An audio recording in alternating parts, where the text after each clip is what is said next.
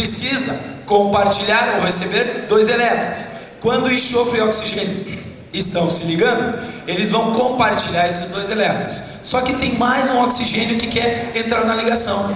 De que forma vai entrar? Através de uma ligação que a gente chama de ligação dativa, tá? Então, só para relacionar, a ligação coordenada dativa é uma ligação, é um relacionamento homossexual também, que ocorre entre uma pessoa rica e uma pessoa pobre. A pessoa pobre vai usufruir, né, usufruir dos bens da pessoa rica, mas não é dele, certo? Então, isso é uma ligação coordenada dativa. Ela vai ser representada normalmente por essa seta, tá? Tem a dupla ligação e tem a seta. Daí nós vamos ter uma ligação coordenada ou dativa. Diogo, tu sabe o Mário? Diogo, tu sabe o Mário ou não? O Mário, aquele que... essa brincadeira também já foi. Olha ali, olha que querido. Meu Deus, será que vai dar merda? Dá merda, sempre dá, né? Olha lá, ó. Espertinho. Pô. E tinha que cair lá no último, né?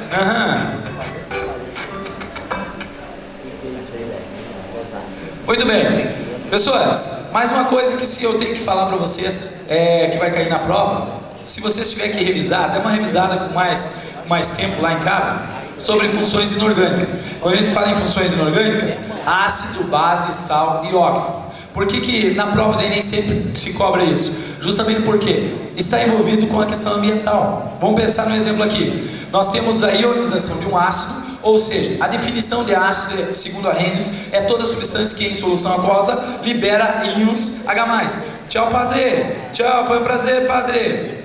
Beijo. Vamos dar tchau pro padre. Tchau, padre. Tchau. Não rebola, padre. Muito bem. Então aqui, ó, eu tenho o HCl, que é chamado de ácido clorídrico. Onde que eu encontro o ácido clorídrico no nosso cotidiano? No estômago, exatamente. Aqui nessa região do estômago aqui. Então, pessoas, com certeza vocês já sentiram o gosto do ácido clorídrico. Quem é que já chamou o tio Hugo? Vai na balada, chega em casa, a pasta de dente faz mal, né? Faz mal quando vai escovar o dente, e daí chama o Hugo. O que acontece? Fica aquele sabor meio azedo na boca, sim ou não? Sim, fica. Tem um amigo meu, que eu não vou falar quem, para o Diogo não ficar constrangido, mas tem um amigo meu que foi na balada e tá lá 4 horas da manhã, não tinha pego ninguém. Daí o que acontece? O que ele faz? Ele vai no carreiro pro banheiro feminino. Ficou no carreiro, dançando ali, cheio de amor pra dar. Meninos, como é que a gente sabe que a mulher não tá passando bem? Quando ela vai no banheiro sozinha. Quando ela vai no banheiro sozinha, porque o bicho tá pegando. Ou tá saindo por cima ou por baixo. Em algum lugar tá saindo. Porque senão ela vai em quadrilha, não é nem em bando mais, é em quadrilha. Assim, desce no banheiro. Daí pensa só, às 4 da manhã a mulher passa por ti, o Diogo lá bem faceiro, cheio de amor pra dar, né? Ela dá uma olhada pro Diogo, mas tá aqui na garganta, né? Pá, vai no banheiro. Chegou lá no banheiro, abraçou o vaso e né? Depois deu aquela juntada no cabelo pra cá, pra não ter pegado, e a mãozinha aqui assim, ó. E vai de volta. Quando vai de volta, encontra o Diogo ali, dançandinho pra ela, né? Ela disse, 4 da manhã, já tô indo embora mesmo, vou dar um pega, né? Pá, se grudou ali. Aquela guerra de língua. Terminou o beijo. 2 minutos depois terminou o beijo. O Diogo sentiu aquele gostinho, né? Mas ele terminou o beijo. Ele pensou assim, no mínimo foi o coquetel que ela tomou. Terminou o beijo, o Diogo, eu fiquei com o teu chiclete aqui. E ela disse, eu não tava mascando chiclete. Muito bem, Diogo. Então, dica, 4 da manhã não pegou ninguém? Vai pra casa, não vai fazer isso que o meu amigo Diogo fez.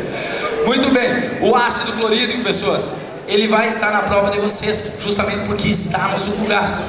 Um outro ácido que estará, ácido sulfúrico. Aonde que está presente o ácido sulfúrico? Aonde que está presente? Na bateria dos automóveis. Calma, gurias, bateria é uma peça que fica nos automóveis. Gera eletricidade ali. Bom, o ácido sulfúrico também vai ser importante porque ele pode gerar chuva ácida.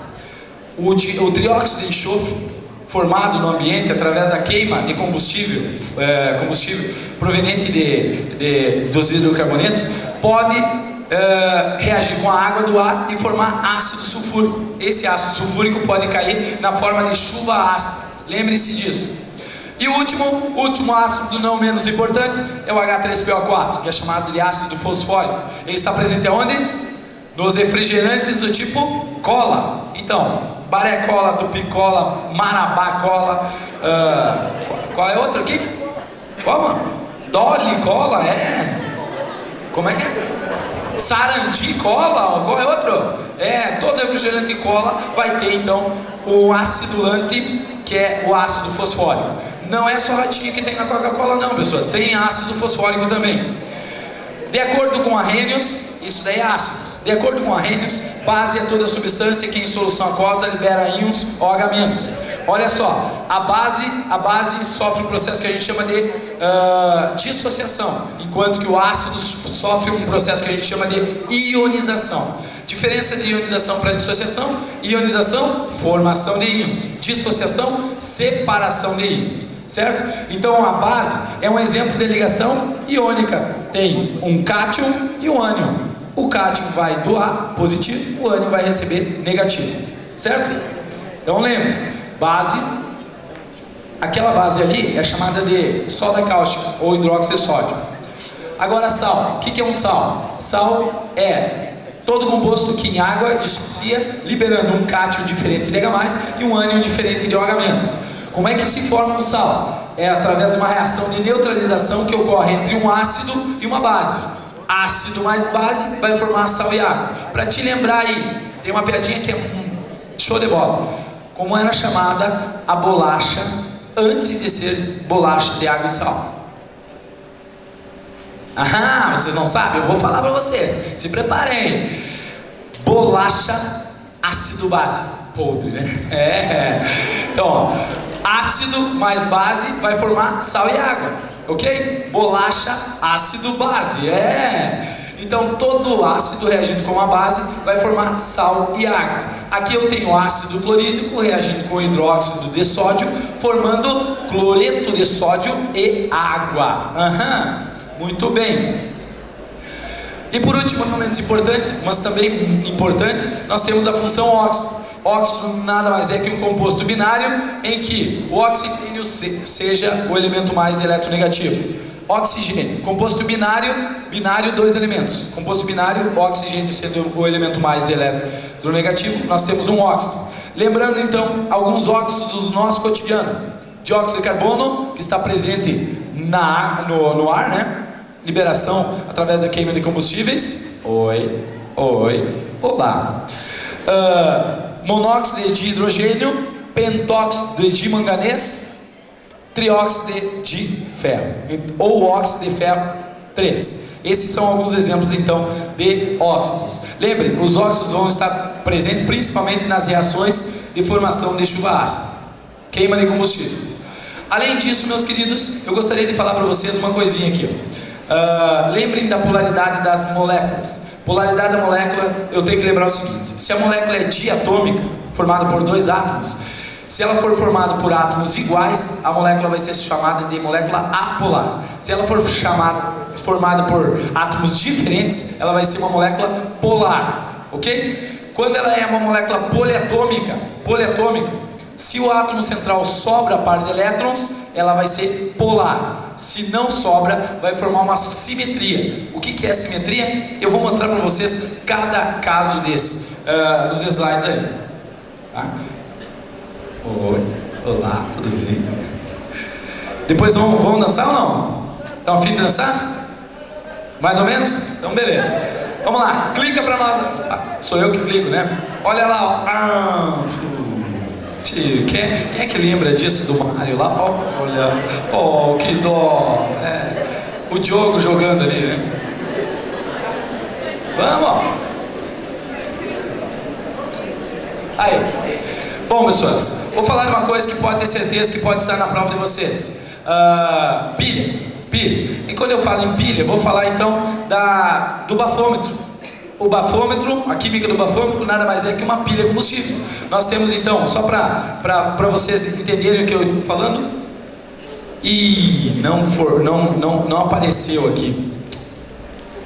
Puxa vida, então, vou falar diretamente aqui para vocês. Nós temos o etanol aqui, infelizmente na minha apresentação estava claro.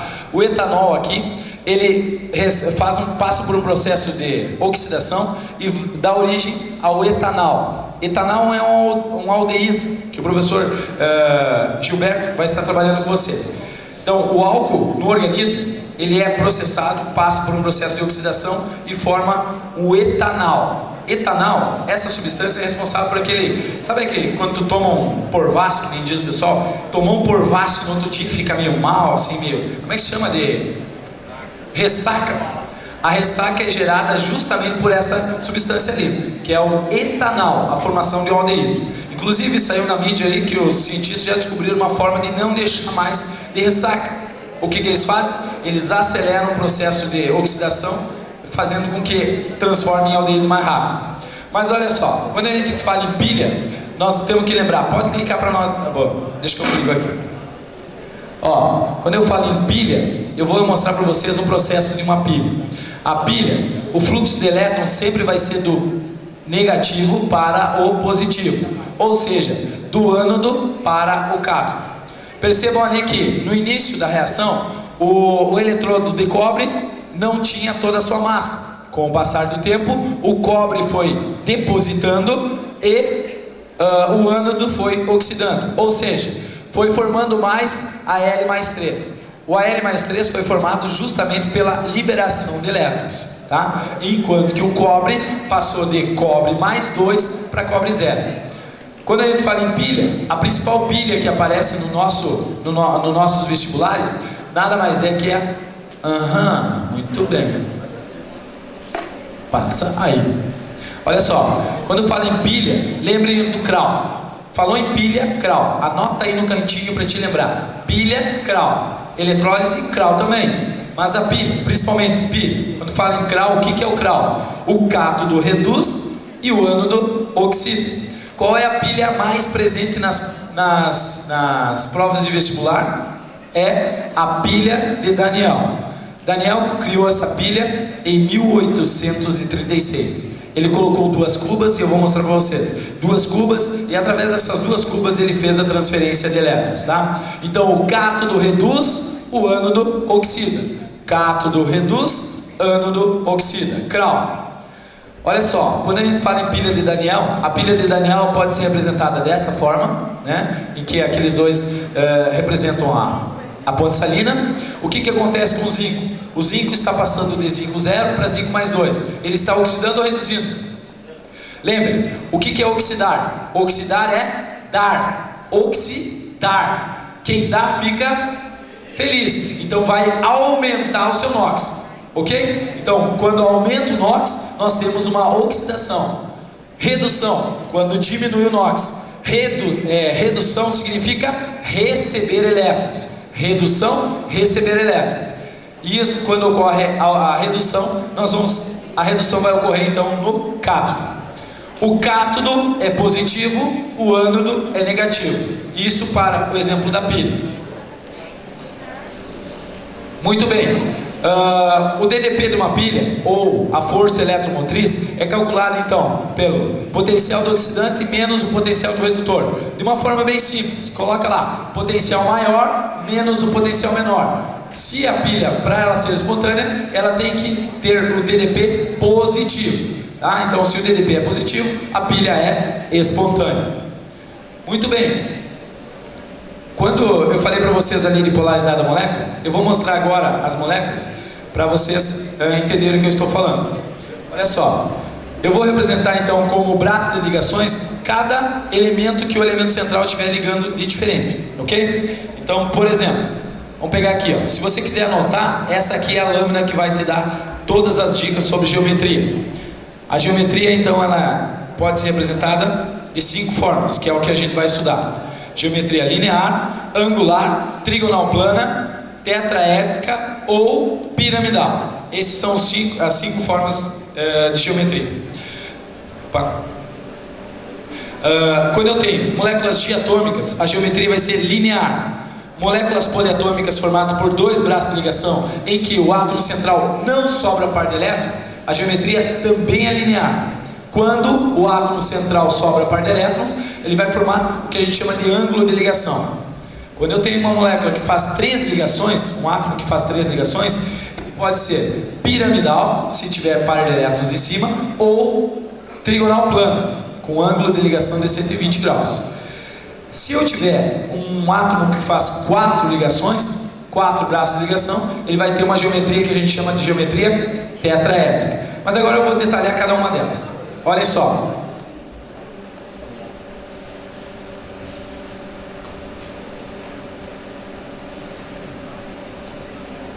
Essa aqui, pessoas, é uma geometria diatômica e o ângulo de ligação é um ângulo de 180 graus e a geometria tem a característica linear. Geometria linear para moléculas diatômicas, certo? Então, toda vez que ela é formada por átomos iguais, a molécula vai ser polar ou apolar? Apolar. Então essa aqui é uma molécula apolar formada por uma geometria linear. Agora, eu tenho uma molécula diatômica formada por átomos diferentes, tá? Então, se ela é formada por átomos diferentes, lembrem que a molécula vai ser polar, porque os átomos são diferentes. A geometria vai ser linear novamente, certo? Olha lá, geometria linear. Agora, quando eu tenho dois braços de ligação e o átomo central não sobra